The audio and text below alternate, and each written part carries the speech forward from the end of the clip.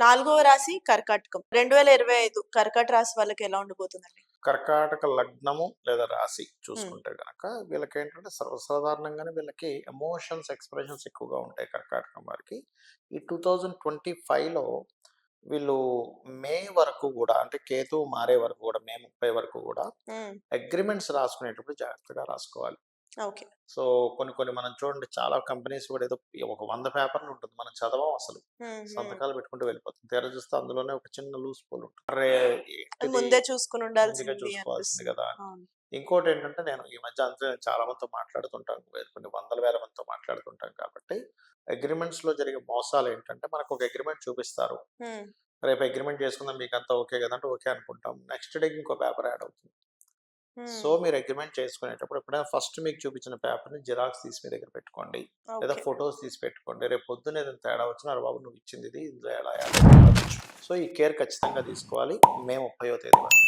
మే okay. 30 తేదీ తర్వాత 2లోకొస్తాడు. అంటే ధనస్థానంలో కేతు వస్తాడు. ఇలా వచ్చినప్పుడు మెడికల్ రంగాల వారికి, ఆయుర్వేదం, సాఫ్ట్‌వేర్ వాళ్ళకి ఇబ్బందేం ఉండదు. పెంచుతుంది. హ్మ్. కానీ మిగతా వారు మాత్రం కొంచెం మనీ విషయంలో ఎవరికైనా ఇచ్చేటప్పుడు, అందులో ముఖ్యంగా తండ్రికి సంబంధించిన ఫ్రెండ్స్‌కి, తండ్రి తరపు వాళ్ళకి ఎవరికైనా మనీ ఇచ్చేటప్పుడు కొంత జాగ్రత్త పడాలి. హ్మ్. కర్కాటకం వారు. ఓకే. ఇక ఈ రాహువు గూడా మనకేంటంటే కర్కాటకాన్ని చూసుకుంటే 9వ స్థానంలో రాహువు ఉన్నాడు ప్రెజెంట్. సో, మే వరకు గూడా వీళ్ళకి హైయర్ ఎడ్యుకేషన్ తోడ్పడతాడక్కడ.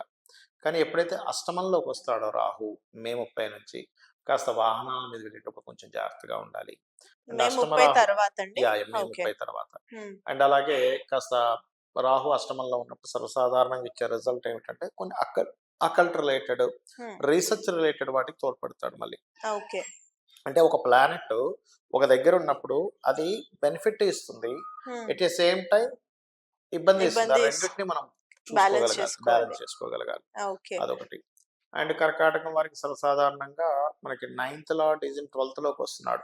మే 15వ తేదీ నుంచి. హుహు. మే 15 వరకు ఉండే రిజల్ట్ ఏమిటి అంటే అది హైయర్ ఎడ్యుకేషన్, విదేశాలకు వెళ్ళడానికి అంతా బావుంటుంది.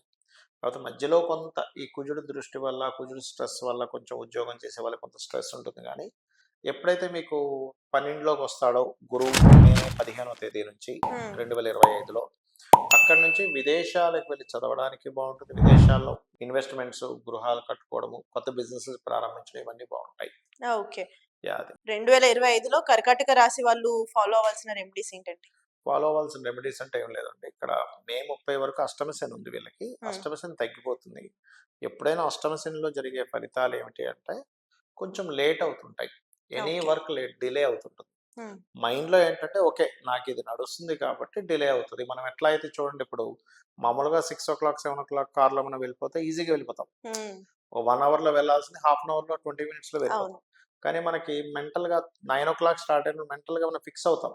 ఇప్పుడు ఫుల్ ట్రాఫిక్ ఉంటుంది. ఇక్కడ నుంచి 1, 1 ½ అవర్ పడుతుంది అని ఫిక్స్ అయిపోతే మనకేం అనిపించదు. అనిపించదు. అవును. ఇలాగే ఉంటదండి. అట్లాగే ఏంటంటే అష్టమ శని నడిచేటప్పుడు మే 30 వరకు వీళ్ళేంటంటే ఫిక్స్ అవ్వాలి. ఓకే. ఒకటికి 4 సార్లు నేను పందిరగాలి. అప్పుడే అవుతుంది అని ఫిక్స్ అయితే మనకు టెన్షన్ రాదు. అవును. నేనేమంటానంటే గ్రహస్థితి ఎలా ఉంది అనేది మీరు అర్థం చేసుకొని ఫిక్స్ అయితే మీకు టెన్షనే ఉండదు. హ్మ్. ఫిక్స్ కానప్పుడే మీరు టెన్షన్ పడతారు.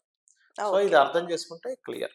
ఓకే. ఓకే. మరి వీళ్ళు వీళ్ళు ఆరాధించాల్సిన దేవుడు ఏంటి? సుబ్రహ్మణ్యేశ్వర స్వామిని ఎక్కువగా చేసుకోవాలి వీళ్ళు. ఓకే. ఎంత సుబ్రహ్మణ్యేశ్వర స్వామి అష్టకం చేసుకోవడము, కొంచెం 2లో గణపతి ఉన్నాడు. అంటే కేతువు ఉన్నాడు కాబట్టి ఏదైనా హ్మ్. మనీ ట్రాన్సాక్షన్ చేసేటప్పుడు, లేదా ఒక సాలరీ వస్తుంది. సాలరీ వచ్చినప్పుడు గాని, ఎవరికైనా మనీ ఇచ్చేటప్పుడు గాని, తీసుకునేటప్పుడు గాని, హ్మ్. కొంచెం గణపతిని తలుచుకోండి. ఆ మంత్ సాలరీ వచ్చినప్పుడు డబ్బులు డ్రా చేసి గణపతి దగ్గర పెట్టి మీరు గనక ఒక్కసారి స్వామి నీ దయ వల్లే వచ్చిందని అనుకున్నట్లయితే 100% అది మిస్‌యూజ్ అవ్వడం గాని, వేస్టేజ్ అవ్వడం గాని జరగదు. ఓకే గురుగారు. థాంక్ యూ సో మచ్ అండి. శ్రీమాత్రే నమః.